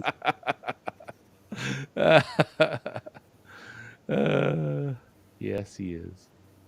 I love this transition. Yeah, Yeah. It was so clean. Yeah. You know what's really, really funny is until we started watching this show, I had no idea that actor was his son. I was so disinterested in everything to do with the Falcon and Winter Soldier. I had no idea that this was Kurt Russell's kid. Yeah. But they really, man, they look so much alike in this. Yeah, it's pretty wild. I could just do this all day. That's amazing. Yeah. All right, so Wyatt is now talking to the army guys, who now his boss has been promoted from colonel to general, and they're basically trying to get the army to back Monarch as a concept for them to go monster hunting, and the general's like, "Where's your proof?" And so they take him into a giant plaster cast of a footprint because, of course, in 1973 they have no proof.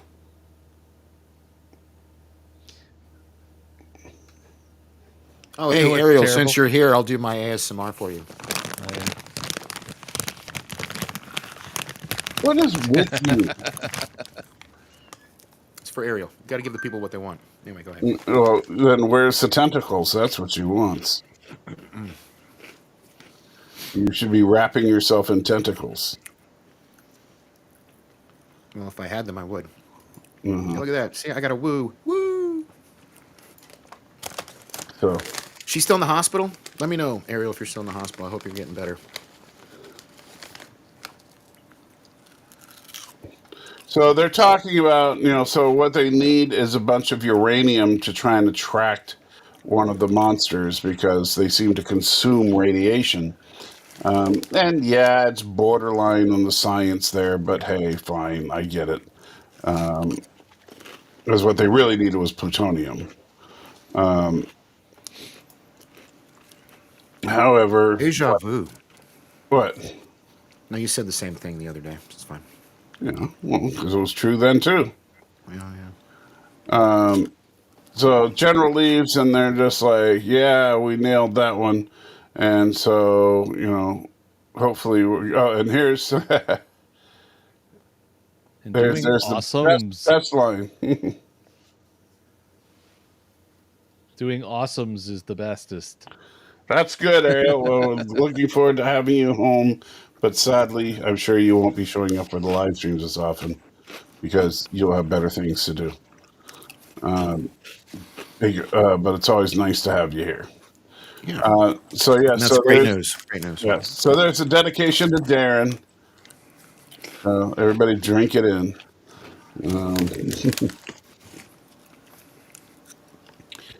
All right. So we're trying to figure out what they're going to do next, and then we get opening credits. All right. Meanwhile, on the boat,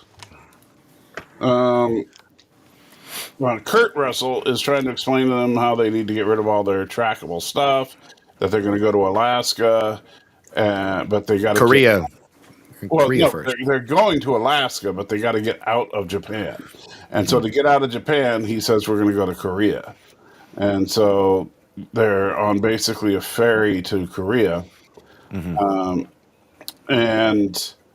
so then we go to Bikini Atoll, 1954. This is what you didn't see this opening establishing shot, Jason, because you were asking what year it was after this. I did, but I had forgotten the year that they had on there, and we had to go back and double check. And that's when I went off while we were watching it and checked. But and they saw did the verify whole- the name of the bomb in dialogue. Oh yeah, they said it straight up. Yeah, Yeah. yeah. And so when they show up, they're like, what the heck? This is not what we signed up for, because they're planning to nuke any monsters that show up. Korea. And, well, no, they don't know it's Godzilla yet. They just, Oh, I know, but we do. That's why I'm just... Anyway.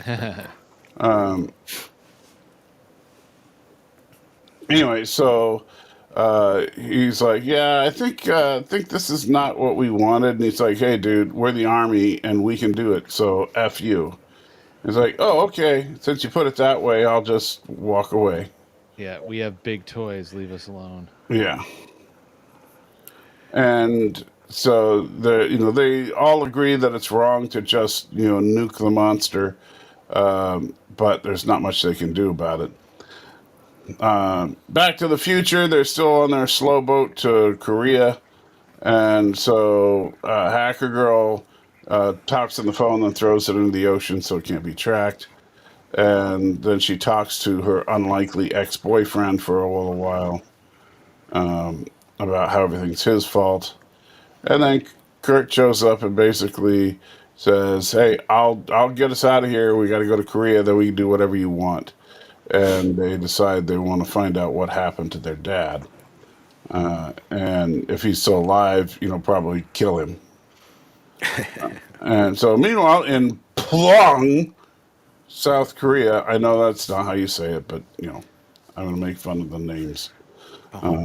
Fong. This was good because it looks like when they show up, Kurt's like, oh, we need to be in line at window 2. And so what you're thinking is, aha, his contact, because he said he had a contact here, is obviously the person behind window 2, because he said he needed to be in line for window 2. But that made it so that window 1 was free. And notice window 1 says Korean passport, window 2 says foreign passport. So technically, window 2 is where he needed to be. But window 1 was free, so he's like, "Hey, I'll help you," and they're like, "Oh, no, thanks." And then the security guard's like, "No, no, you're going over there," and so it looks like, well, he's kind of screwed. Didn't quite work out the way you want. But she's trying to get the guy to speak English. They don't speak English, so the security guys take him out back to rough him up a bit. And um, right here, yeah. So the security guy, you know, jabs him, and then it turns out that they're all good buddies. Yeah. So Planet X, because this show jumps around so much, I would actually, if I could go back in time or whatever, I'd kind of want to watch this whole series first, and then watch Well, the movies in order. Kind the of. problem is we don't know if this is going to get into spoilers from the movies. I guess that's true. You I know, guess that's true. I would probably watch them in the order they were released. Okay. Besides the fact that you have all the movies, so. Yeah. However, that's a good show. You don't have to watch the movies to appreciate the show, at least so far, but it does help because if you've seen Godzilla in San Francisco, then the flashbacks to Godzilla in San Francisco make more sense. Yeah. No, and that's what this TV show did for me. I went back and I watched all 4 of those movies because, like, Right. it gave me the bug. So, they have sex, and it turns out that, they have a car for him, and they actually have a plane for him waiting, but we'll get to that in a minute, because Danny and his lesbian partner are back. I'll take it. And so, and he reports to his boss, who is pissed off because she's not, helping her daughter move into a dorm or something, which is like, Yeah. like we care, and so she decides that since Danny is kind of an F up, to put the lesbian in charge and say, you can take whoever you want. She said, well, I want Danny. And so Danny's still on the case. Okay. So And just to clarify, people, the character's name is actually Tim, but that's okay. It's just, the character's name is Tim, played by Danny. Yeah. Loosely based on Danny. Based on a true story. Yeah, this series is based on a true story, the Danny Ballard Chronicles. yeah.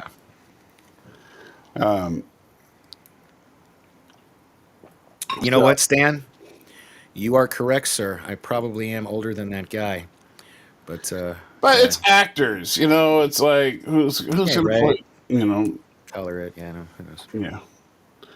You get someone that looks a little better to play the part. That's just the normal thing. Oh, yeah, there you go. Yeah. Thank you for that, I think. But whatever. Sorry. Just facts are facts. So they get their airplane, but their airplane is a beat up old bomber, and he was expecting something a little more modern. But, too bad you're getting on the bomber. Meanwhile, in the past, their Bikini Atoll is all ready for their nuke test, which is actually they're just sitting there waiting for a kaiju to show up so they can blow it up. Yeah. It's the world's largest fishing pole. With a big old piece of bait on it. Yeah. Oh, man. This is the only thing that deserves a little bit of poking, is the fact that everyone should be dead in this scene. Right. Because they're so close to the nuke. Well, and it's important for those who may have not watched the show, or for those even that have and just let it wash over you. This is Castle Bravo. It is the largest airburst test of a nuclear weapon by the United States military. It was 15 megatons. Which is funny because in Godzilla 2014, when they were going to nuke Godzilla in that, they were talking about how much more powerful this bomb is, and he's like, megatons, not kilotons. Well, this was a 15 megaton bomb. Yeah. And it deleted an island and a half or something to that effect. Yeah. Permanently. So, yeah. Yeah, Godzilla had it for lunch. Yeah.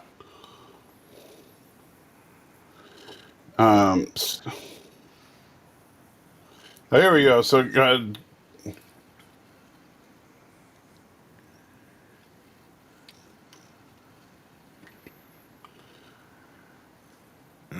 we get our first proper shot of the big G. Yeah. And what universe is this, Planet X? This is the Legendary Pictures Monsterverse. Yeah. Yeah. Monsterverse. Not to be confused with the Toho Pictures Monsterverse, which is the Japanese stuff. Yeah. So there we get our long distance shot of Godzilla, and you can see he definitely looks a little different than he did in the films. A little more like the classic shape, a little leaner, a little more upright. But that's probably just because he's young. Yeah, because I thought the face looked pretty similar. Yeah. Just looking at the face, I like how they did that. Because it kind of, in a weird way, I wonder if anybody else feels this, because I'm a cat guy. His face kind of reminds me of a cat in the movies, and in the, like, it just kind of, the structure kind of reminds me of my cat's face for some reason. I don't know why, but. Well, Goku is a bit of a beast. Yeah, cats are evil. Yeah, so yeah, there's Goku that. is, yeah. Oh, is he doing karaoke now? Is that what this is? Yeah. Yeah. Oh, how you doing? Yeah. Nom. Yeah. I'm going to get my Vita rays. Yeah. Ooh. Pew. So Godzilla is what? Most 50 yards away. Yeah, well. And so It's kind of hard to tell, but yeah, at most, probably. yeah. And Planet X with a Hey. $2. Super chat. And thank you so much, Planet X. And you get Hollywood dancing across the screen. Actually, it's Eartha Kitt, but that's fine. Oh, that's right. No, it's Hollywood for me. Yeah, I Oh, forgot. well, We've seen it different. That's weird. Okay. Yeah, so I don't know. Tell me what you guys see as far as the dancing chick. I see Hollywood and Okay, Hollywood's on the YouTube feed. So Okay. I guess I'm the only one seeing Eartha Kitt, so that's fine. it's weird. But I think you need to watch these. Yeah, I tell you, I rewatched the Monsterverse stuff recently too, and they're worth rewatching. Some of them are better than you remember. Some of them are definitely like I will tell you, King of the Monsters. Man, fast forward through everything involving humans.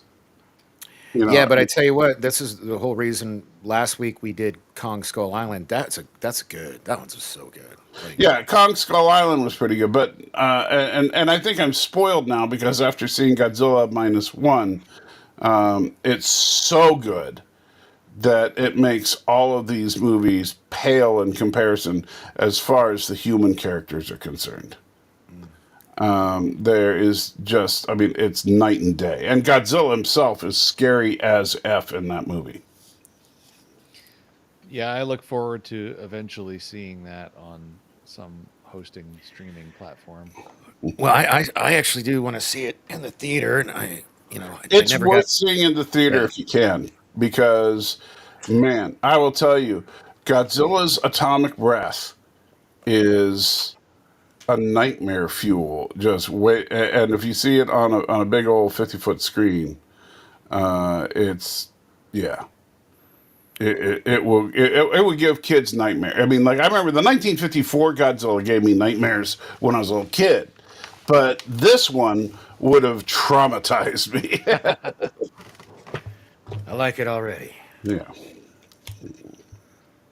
So yeah, definitely worth it for the theaters. So here's what Jason was talking about as far as how close they are to the actual explosion.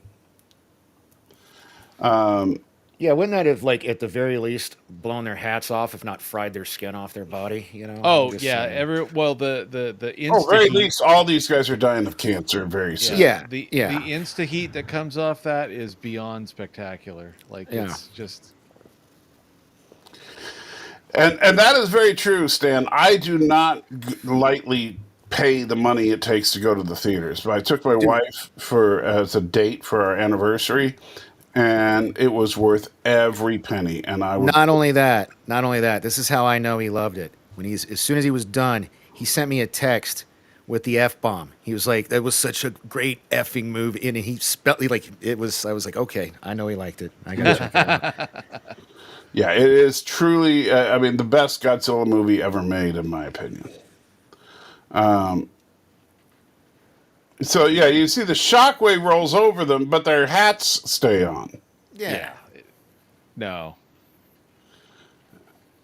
They all- They yeah, would, should've all been- be, they would all be flat on their backs right now. yeah, right. they- Especially they- those lawn chairs. Let's see here if I can find.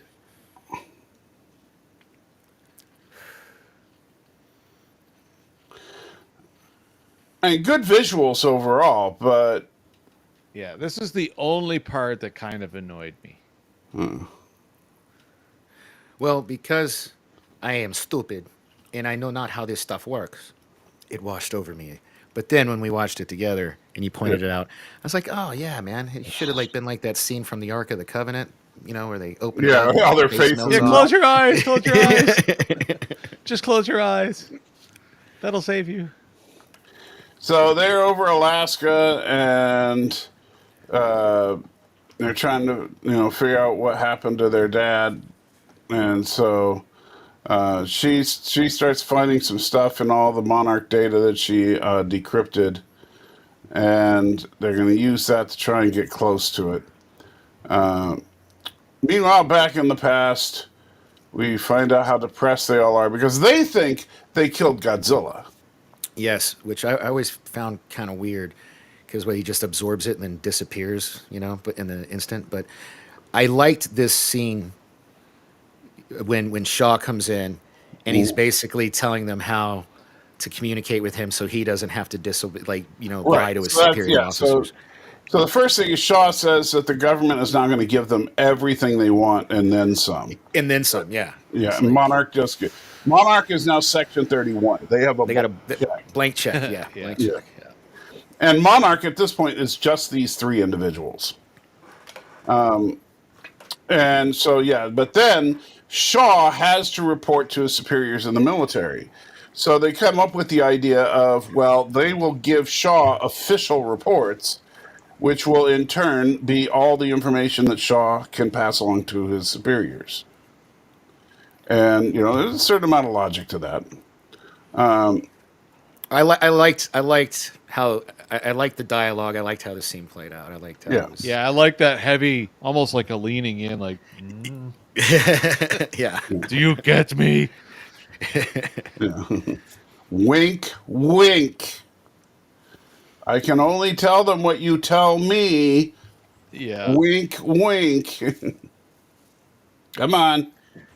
Nudge, nudge, dynamo. Yeah. Meanwhile, in the future, the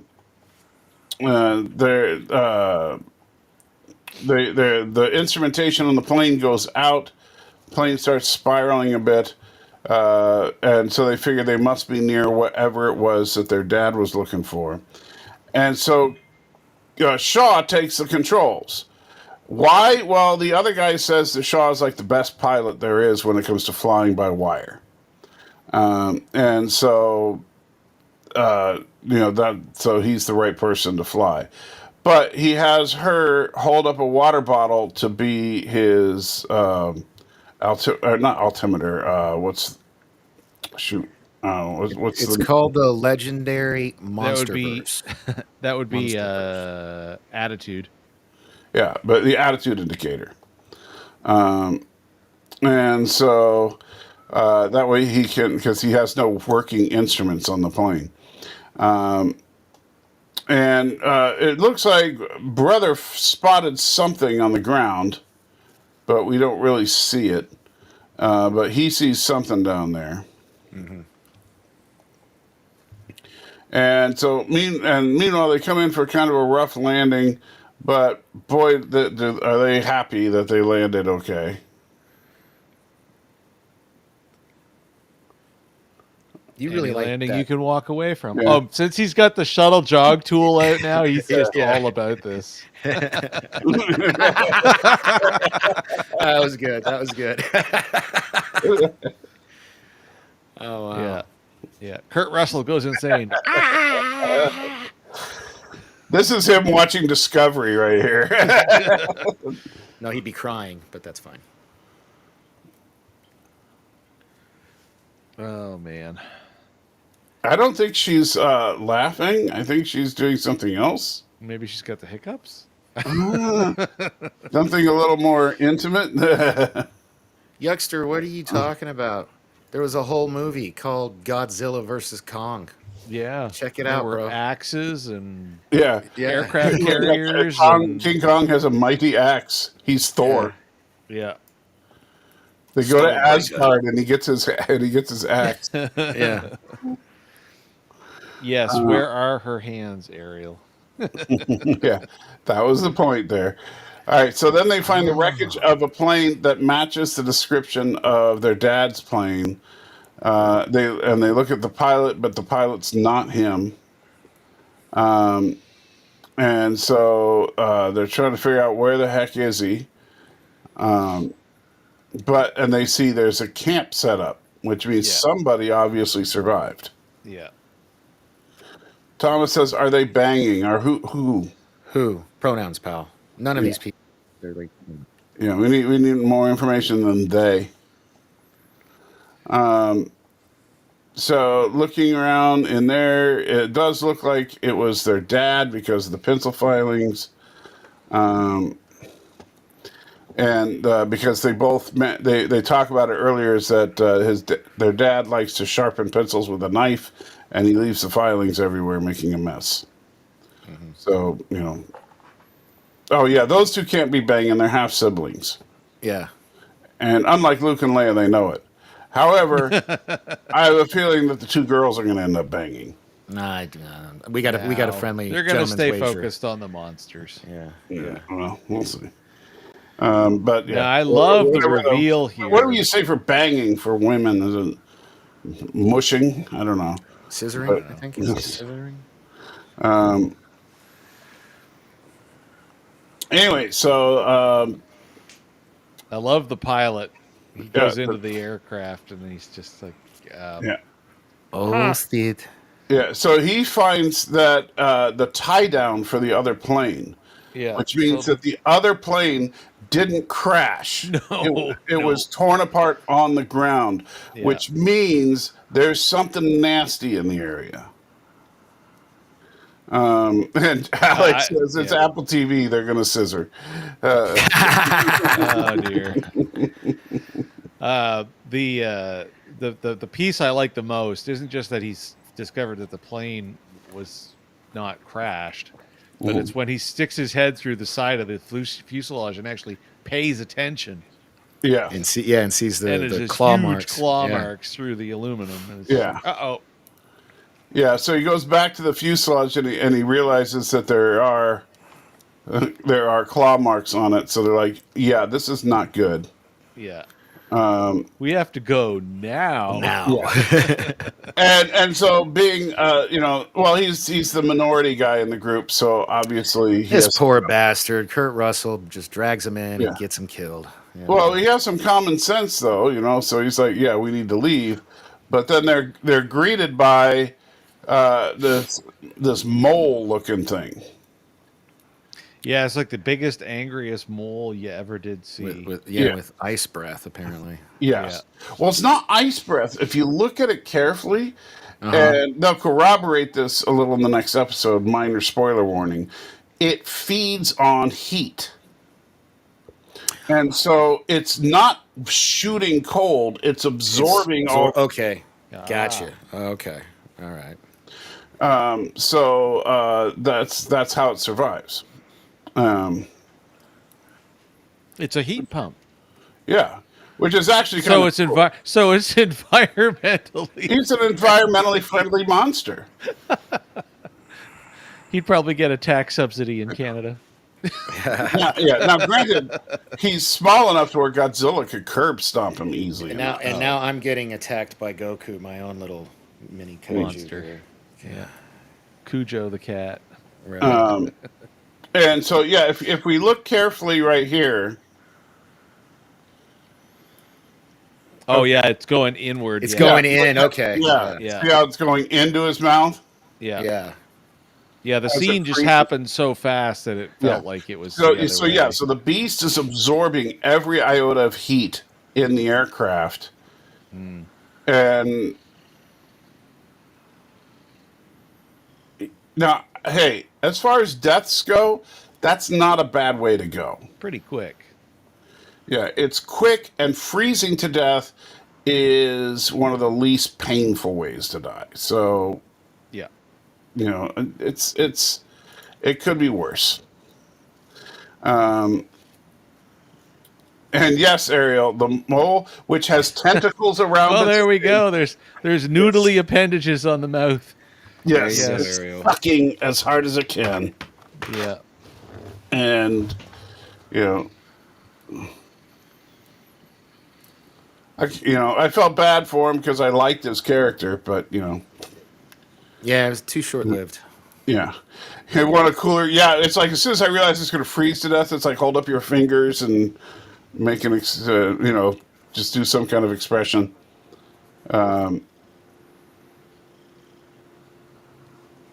So they're like, "Oh crap!" And fade to black. They don't fade; they just cut. Cut. Yeah. Yeah. All right, yeah. So they lost short round. So Well, episode 3. So I'm not going to bury the lead. I'll go first. This is a solid 8 for me. I really enjoyed this episode a lot. Except that you didn't get to hear the new advanced special sound effects. So let me. Oh Fix God. oh no. All right, so.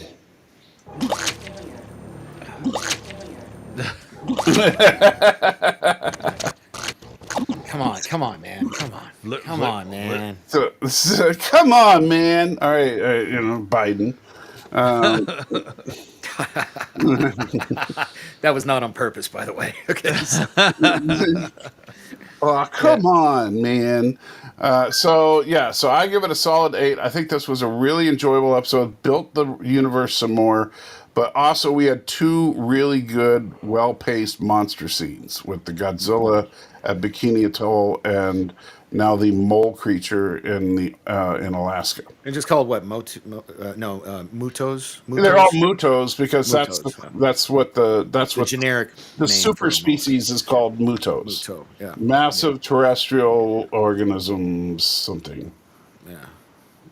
Massive unidentified Yeah, terrestrial. unidentified terrestrial organism. Yeah, Muto. Yeah.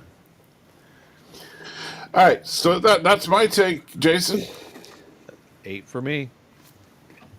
Yeah, this is a boring episode of Nerdfights because it's I an know. 8. It's an 8 for me as well. Other than me giving Mike a hard time, for him giving the security gates a hard time. Right.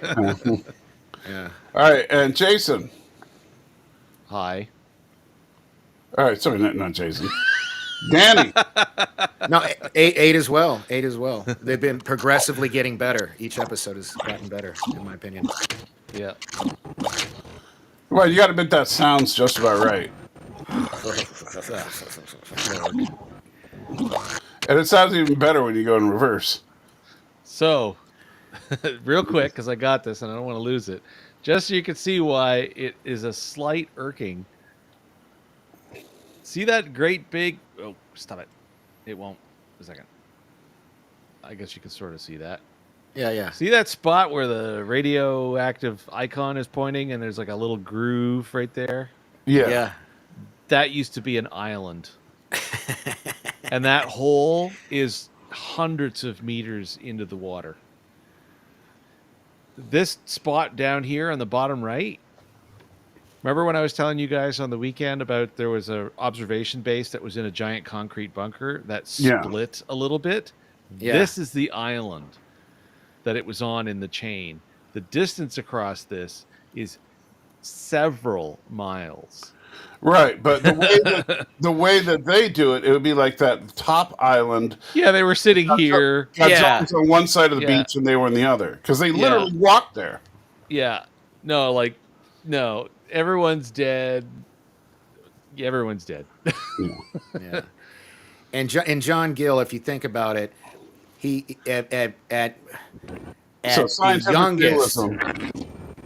Oh God! Come on! Why you got to do you and your fart jokes? Where did it go? So Stanley, the reason he'd be like 90 years old is because in 1950, was it 2 when he gets assigned or 4? 1952 is when he's assigned to her. Yeah. So he's already a lieutenant. So he's got to be. He's got to be in his 20s. He's got to be in his mid-20s. And so just do the math from there. Yeah, puts the guy like, William Shatner's age, Or more than that. I mean, if you think about it, 1952, if he was 20 in 52, let's see, then by 2022... 60. Well, if he was 20, he'd 50, be 60, 80. 70, he'd be 90 in 2010 or 2012. So minimum, he's like 93, 94. Yeah. Minimum. And they bring it up in the show a couple times. I mean, Yeah, they do mention it. It's not like it's not unusual how old he is. My theory is that the Castle Bravo just enhanced all of them. So if he was 20 in the beginning there, which he's older than 20 for sure. But if he was only 20, then he's already in his mid 90s. He's probably over 100. But we don't know yet. As far. However, that being said, it's not impossible for some dude to live that long. Again, look at William Shatner. And it's not like Kurt looks young. No, he looks. I thought he was closer to 80 though. Right. So he'd be a believable 80-year-old. But if he was, but like Danny was saying, you would never think that freaking William Shatner was. What is he? 93 now? He's 90. He's 92. He'll be 93 in March. Okay. Yeah. So it's crazy.